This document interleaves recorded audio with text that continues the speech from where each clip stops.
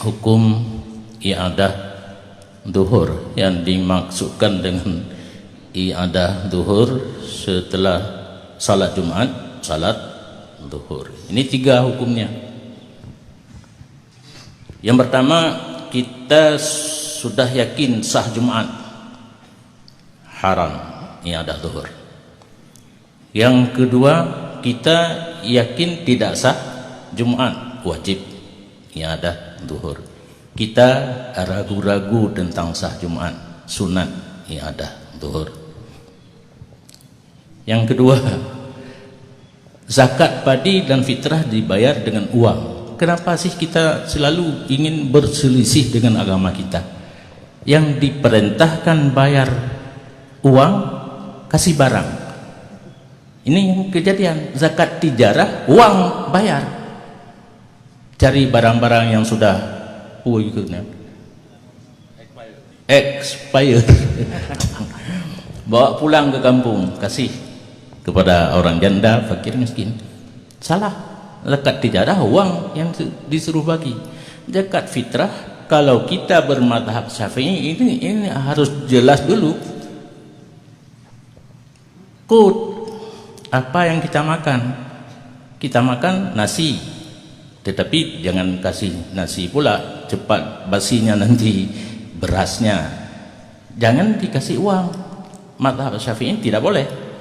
Madhab yang lain ada, tetapi harus kita pelajari dulu. Sekarang yang bermasalah, zakat fitrah, harga beras. Ini tidak ada, madhab manapun tidak ada. Yang ada di Kementerian Agama.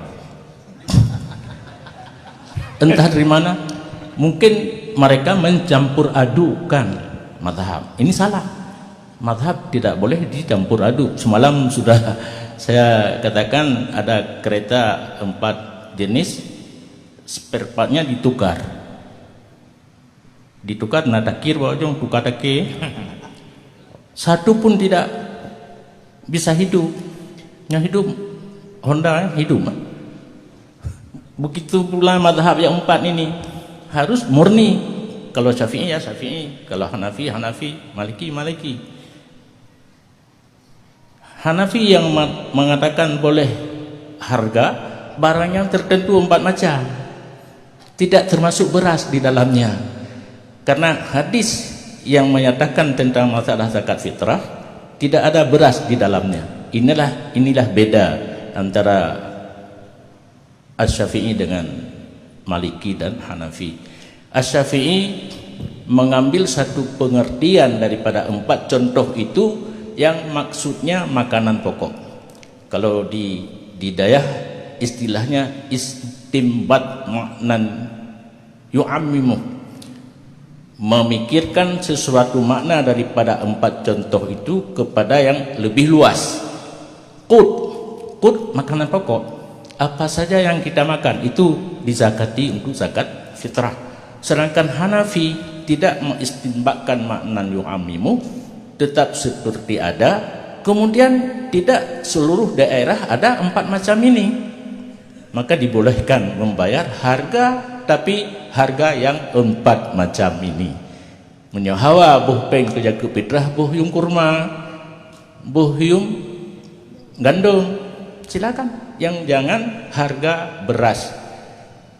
Dan kata betul lungkun palih bermadhab menyobuh peng kerja ke fitrah yung ber hana tabang kakek rumah ke menang kakek mana mangak menang.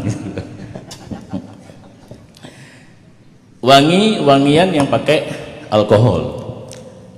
Lun satu masa mengikuti seminar lingkungan hidup, masuk salah seorang insinyur yang memberi penjelasan tentang alkohol. Saya cukup merasa senang karena di pesantren tidak ada ilmu tersebut. Kalau tidak salah insinyur Komala Pontas. Alkohol itu ada 3 jenis. Ada yang memabukkan, ada yang tidak memabukkan. Nani katuol, metanol, etanol, leh butanol yang 10 geron bari. Ilung karena kan Fatihah nata lumpu dari. Tapi gak tinggal lu lagi nyan. Etanol, metanol, butanol. Nyan na yang 25% kadar alkohol. Nah yang 50, nah yang 75. Hukum syarak menyatakan barang yang memabukkan najis. Kullu muskirin najisun. Tiap-tiap yang memabukkan najis. Itu tidak mesti alkohol. Ia jauh kan. Ia tapi itu bisa memabukkan. Tua-tua itu semuanya najis. Itu bedanya dengan ganja. Kalau terpegahnya maju bagi teman. Kalau ganja bendanya suci, masuk kantong bisa bawa sembahyang. Tapi kalau benda yang memabukkan yang cair najis, tidak boleh bawa salat. Ganja suci, tetapi agama dan negara telah melarang karena disalah gunakan. Jadi rasanya kalau di minyak wangi itu bukan yang tinggi kadar alkoholnya, hanya untuk IPB terbang baunya ada kempu. Mudah-mudahan anak bupa menyolongkan. Tetapi kalau ada ulama yang mengatakan haram najisnya, silakan, tidak ada masalah.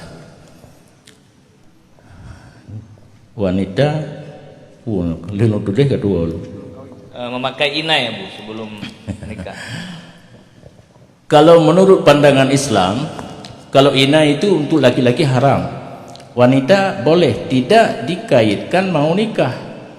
Karena setelah pakai inai kan ditutup. Wanita tidak boleh, itu mukanya nampak aurat. Saya dosa kalau melihat, tidak melihat lagi, lihat sini aja. Ibu yang membukakan muka dosa juga, karena yang diizinkan membuka muka dan dua telapak tangan di dalam salat. Di luar seluruh tubuh wanita aurat apabila berhadapan dengan laki-laki yang ajnabi atau halal dinikahi. Gelang kaki sama juga. Setelah pakai gelang kaki, pakai baju baju panjang lonreh tertutup, pakai kaos kaki lagi tertutup. Itu semuanya hiasan di depan suami.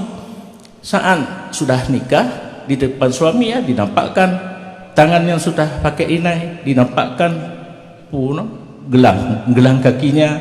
Semuanya bisa dinampakkan, tidak ada aurat di hadapan suami. Cuma ada yang makruh. Kalau kemaluan itu makruh, haram tidak ada. Jadi kalau ingin menampakkan tubuh, menampakkan hiasan tubuh, cepat-cepatlah kawin. Itu saja.